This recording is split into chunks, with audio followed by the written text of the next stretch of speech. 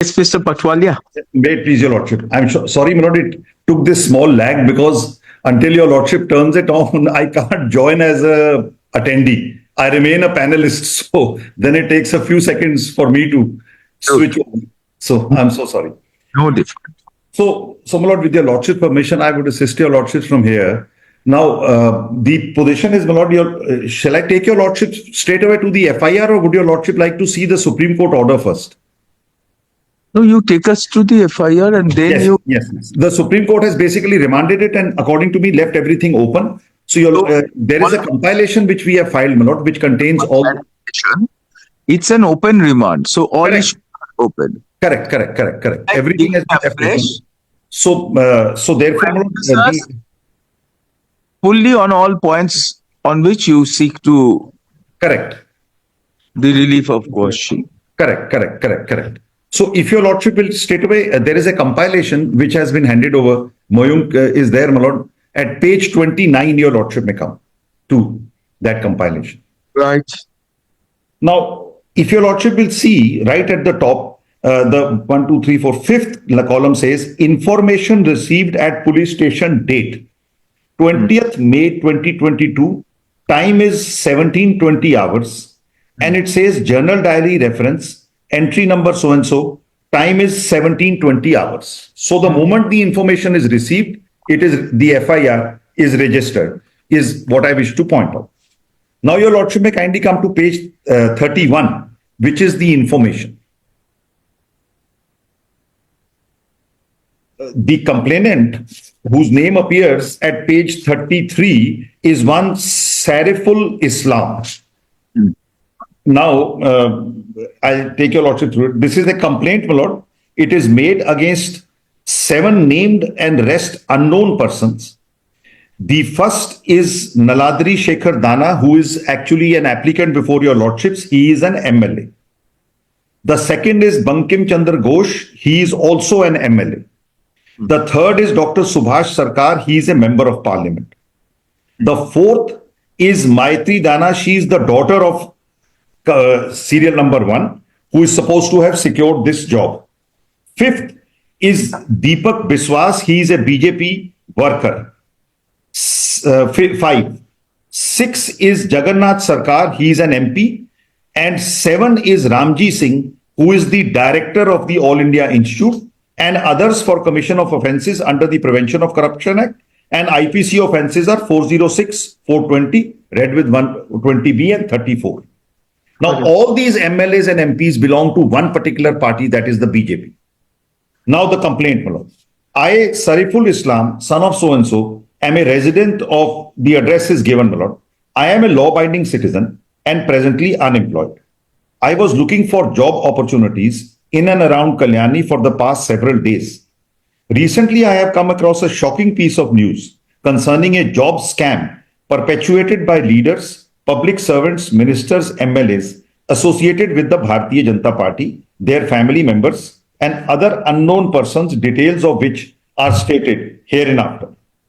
On 19th May 2022, I was made aware through a renowned Bengali newspaper article, Vartaman, that one Maitri Dana, accused number 4, she is the applicant, lord, number 1 before Your Lordship, has landed a job of data entry operator in Kalyani for a monthly salary of about rupees 30,000. It is 24,800. I will come to those details later.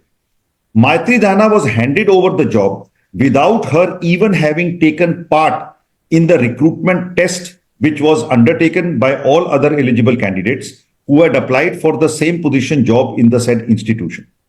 The said Maitri Dana is the daughter of none other than Niladri Shekhar Dana, accused number 1, who is a member of BJP, elected member of the Legislative Assembly, MLA from Bankura Assembly constituency. Shri Dana had used his power and influence to illegally ensure that his daughter was able to get the said job in AIIMS Kalyani, which is one of the premier medical institutions in our country. It was further stated that Shri Dana was able to secure his daughter's job with the help of Union Minister of State for Education, Dr. Sarkar, accused number 3, as a favor to his friend and colleague, Dr. Sarkar had purportedly taken advantage of his good offices and his position as a Union Minister of State to ensure that Shrimati Dana was given the job. It is further alleged that Dr. Sarkar has got the recruitment done through one Deepak Biswas, who is a member of the state committee of the BJP. The said Deepak Biswas is also responsible for providing jobs to other close associates of influential people connected to the BJP in an illegal manner.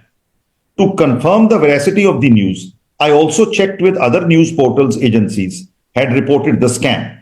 I also checked whether other news portals agencies had reported the scam. To my surprise, I came across multiple articles which confirmed the aforesaid illegal acts committed by the accused persons. Furthermore, such news portal agencies disclosed that another MLA, also belonging to BJP, had used undue means to land his daughter-in-law a job at All India Institute, Kalyani. The said MLA, who is believed to have perpetuated the act, is Shri Banking Chandra Ghosh, accused number 2, who represents the Chakdaha Assembly constituency. He too used his position as a public servant to help his daughter-in-law secure a job through unscrupulous means and methods. The news articles also stated that one Tanya Bhattacharya, a youth leader of BJP, had accused Shri Jagannath Sarkar, BJP MP from Rangan, to provide jobs in All India Kalyani in exchange of money by bypassing the standard procedure followed for such recruitment. These allegations have been claimed to be true by many other members of the BJP, including Partha Chatterjee, Dalip Ghosh, and others.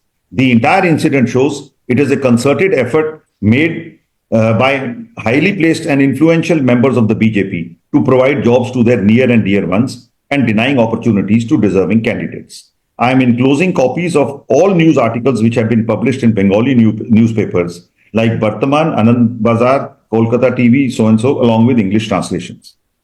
It will not be out of place to mention here that us locals who live in and around Kalyani and or within Nadia district have been attempting to secure a job through All India Institute Kalyani has to offer.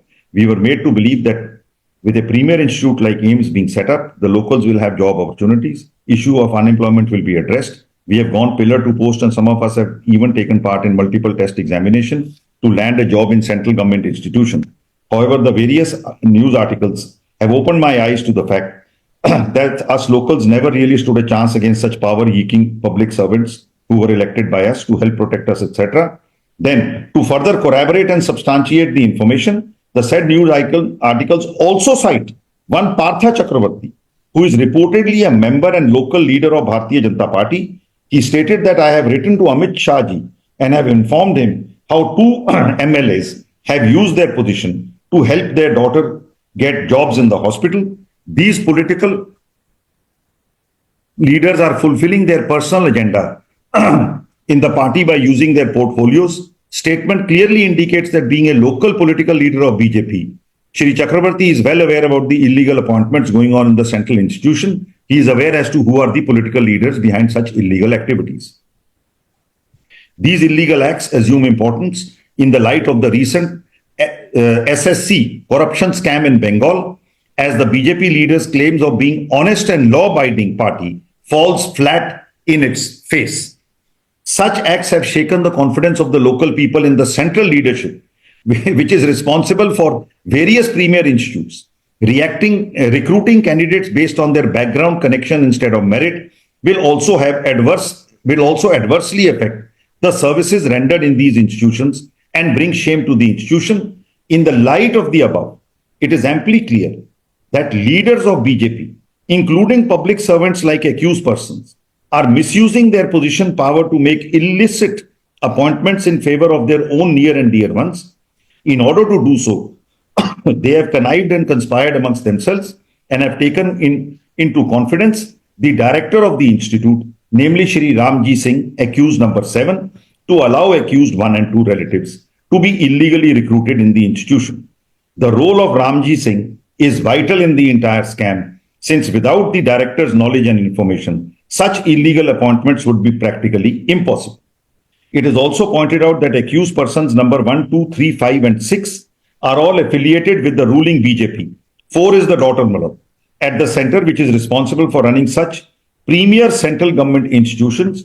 Together, they have used their connection, influence, and power to obtain undue advantage to ensure that improper, dishonest, illegal acts are committed so as to ignore the recruitment test taken by hardworking individuals and to pick and choose candidates as per liking. Involvement of so many elected public servants and the top brass of the institution must also involve giving illegal gratification so that such scams are pulled off with ease and without attracting undue intimation. So it says he must also involve taking gratification. The common man has been cheated by the persons, strict action should be taken. Then Melody says treat it as an FIR and please lodge an FIR. If your lordship will see below the stamp, it says received on 20th May 2022 at 17:20 hours. So the moment it is received with such sweeping allegations focused on a party, I'm not for the time being going to go there, but with such sweeping, there is no preliminary inquiry, nothing is done. Immediately the FIR is registered. Now, after the FIR is registered, they issue summons to both the petitioners as witnesses without even giving a copy of the FIR. I will go there a little later, and I had to move court to get a copy of the FIR, which I have stated in my petition. And when I got the copy of the FIR and realized that I am actually an accused, then I moved this petition seeking quashing of that FIR. Now, my lord, so far as there are very wide sweeping allegations, but I will focus first on what is against me, what is the nature of my appointment. According to my primary submission is going to be, after I show your lordships my appointment letter and the contract and documents, that my appointment is on contract. It is a deployment and outsourcing actually with a private agency and not with aims at all. And therefore has no character of a public appointment. And then my submission is going to be that even if your lordship comes to the conclusion that the appointment is, there is a distinction between an illegality and a crime. So therefore, kindly now see what is the nature of my appointment. My appointment letter is actually at page 34 of the paper book. Kindly see that. And then I will show the agreement or the basis of that appointment. Revisional application. Your lordship has seen the allegations are sweeping, but there is no particular allegation against me that X amount of money was paid or this person's influence was. It's not. It's a sweeping omnibus allegation which is made. Now, what is the nature of the appointment, therefore, becomes very crucial to see if any crime is committed here, which answers and attracts section 406 or 420. Yeah, Corruption Act charges also. Yes, no, charges are there. Charges are section 7, 8, 11 and 13. And that also I will meet. In fact, my case is that this was a contract for 4 months. And the very essence, your lordship may just see this, because unless I read that agreement in my letter, if illegal contract for supply of goods are given, is it not an act of corruption without following due process? My lord, this is quite different because there is no illegality here. Just kindly see those two documents with me before I make a further submission on this point. Just those two documents. Consequence whether the post is a public post or is a contractual post. Yes. If a benefit is given to someone by a public servant or a public institution, and that is an undue advantage, it is an act of corruption.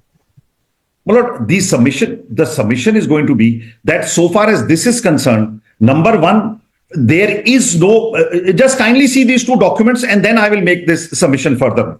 Kindly see my appointment letter and the nature of the contract entered into between the two. Just kindly see page 34 of the of the paper book where my appointment letter is there. Page 34 of the revisional application. Yeah, of the revisional application. Yes.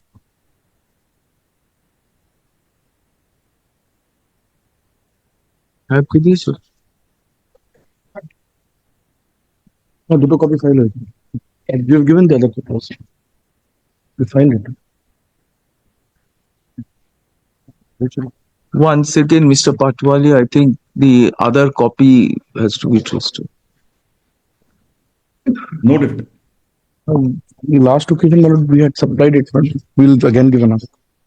Huh? I know. My lord.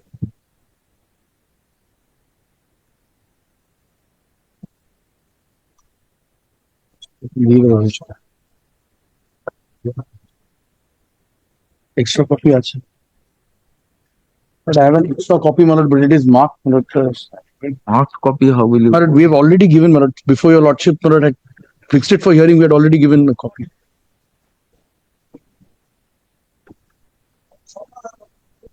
Only the judge.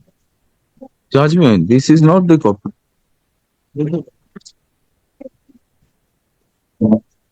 Judgment is there. List of dates are there, and index. But your lordship has the revision application. Sir, the problem is the revision application was before the single judge. Oh. We were under the impression that a department has prepared a second copy for my brother. Okay. Mr. Mukherjee, Mayuk Mukherjee says that he had supplied the second copy Second copy. All right. before us today. That's a bit of a hitch. Only difficulty, my lord, I have a marked copy. My lord. That I know, my lord, which is why. Mukherjee, this is not proper. Your brief cannot be handed over to a judge. That is why, my lord. This is very. I had handed, but we had handed over, my lord, before the hearing had started. He did. It's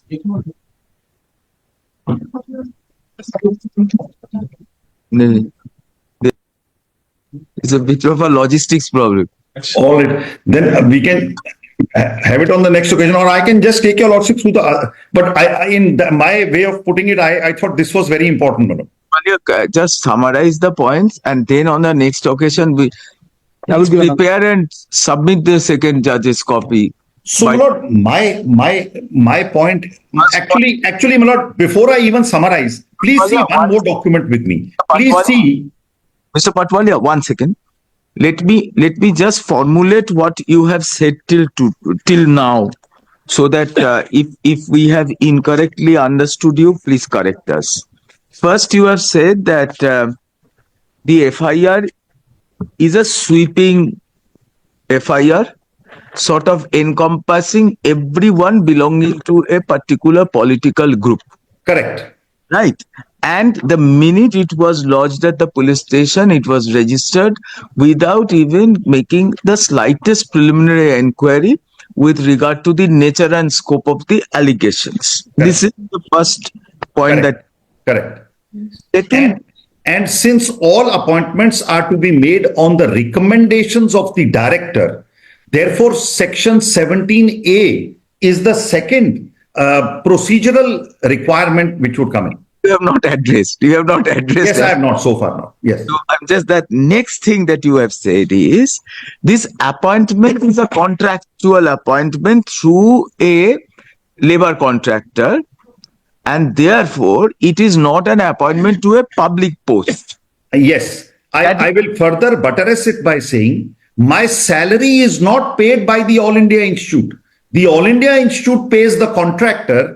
The contractor has responsibility of giving me my salary.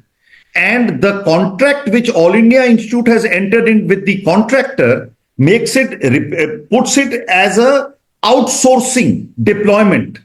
So therefore, if it is an outsourcing deployment where the salary is paid through the contractor, it is in the nature of a private employment. We have understood that the salary was by the contractor, and therefore the employer-employee relationship is between the contractor and the contractee. I may underscore here, the contract says All India Institute is the principal employer. So your lordship gets that whole picture. Under the Labour Contract Act. Correct. So that contract refers to the All India Institute as the principal employer who will pay the money to the contractor. Correct. It is basically the contractor being the intermediary through which the payments were made. And the employment was for 5 months, which 5 months got over in August, on 28th August 2022.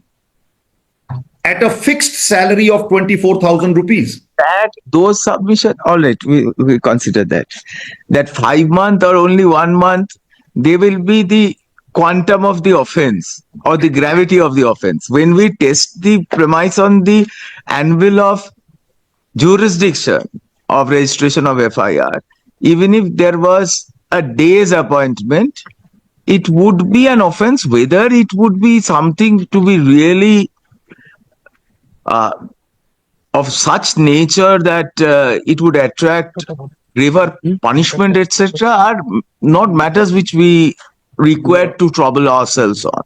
We need to see whether this act, the allegations in the FIR, connecting the applicants before us, this prima facie disclose reasons to suspect the commission of these offences. And if they do, whether Section 17 capital A get attracted for the registration of this FIR or not. This is perhaps two of the main. These are the two major points, Lord. These are the two major issues on which we are. Thank you, Mr. Patwalia. I'll be very clear to you. The second point is something to be looked into. The first point about sweeping allegations, we would have looked into them had it been the applicants were someone which are outliers to the alleged conspiracy, like the member of parliament and some political leader, etc. Before us are two persons, one who got the so-called undue advantage of being appointed through contract or otherwise, and the other being her husband, a political personality who is alleged to have leveraged the power to get the appointment. So here the allegation is very crystallized. The others are penumbral allegations, and penumbral allegations, I completely agree with you, are very vague. Correct. So therefore, that is something which your lordship will see. Just because I happen to be the daughter of an MLA who has got a contract for 4 months, it will, this kind of over sweeping presumptions. That we will like to know how you got appointed. Was it an walk-in interview? It was a process of test where I could not secure the marks. The director makes a recommendation, and on that recommendation, I will take your lordship to that. That issue is a matter we have to look into, whether the director can make a recommendation like that. Yes, I will. Once your lordship reads the contract, that is all part of, it's all there in the contract. Okay. Next day we'll keep this. All right. Who will appear for this? Public person. So any Thursday convenient to the court, my lord, other than 13th, any Thursday. You tell us which date is convenient for you. 20th is also all right, my lord. I can come on. I very much want to be there, my lord. Today I just. But Mr. Patwali, it will be 20th if you want, will be at 2 p.m. Or the week thereafter, if it can be in the morning, my lord, whenever your lordship has some, or even, it's okay, even 2 is okay, my lord. I have no problem. No problem. No issue. So 20th at 2 p.m. we can keep it. All right. 20th, 2 p.m. All right. Or if it can be a week thereafter, my lord, 27th, if it's not. 1 second. 27th.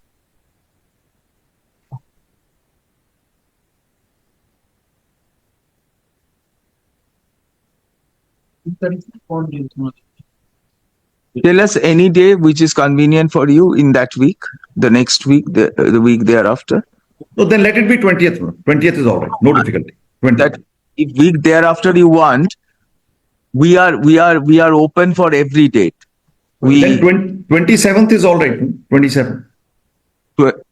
27th you want. Correct. 27. All right. Yes, you want in the morning. No, whenever, my lord, your lordship has other things on the morning, I am okay at 2 p.m. also. I have no issue. Morning is also okay. Whenever your lordship has time on 27th. No, 27th we will keep it in the morning. Grateful. I'll be there. We have some miscellaneous matters. So what we may hear you for an hour the way we thought we'll be hearing you today. All right. If you finish your arguments, then we'll go for the miscellaneous matters. All right. All right. All So right. in the morning we'll keep it. All Let's right. 10:30 it would start. All right. Grateful. Mr. Grateful.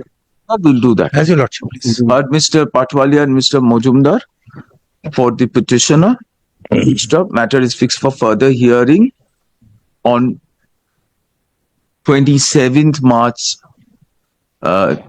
2025 at the top of the list. Grateful. All right. Thank you. Grateful. Grateful. Very grateful. Interim order granted earlier shall continue till 28th. Till tomorrow it was. Acha, till 30th of April or until further orders, whichever is earlier. Grateful. Grateful. Grateful. আপনি করে কালকে দিন। Thank you, sir. Grateful.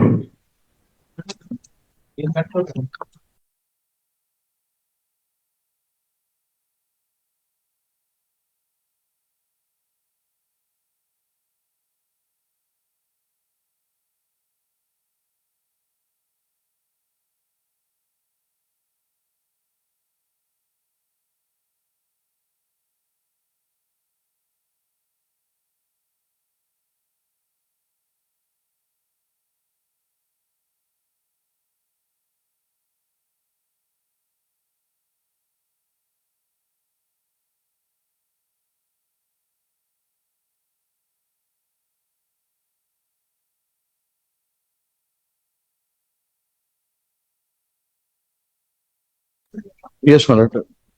Give it back.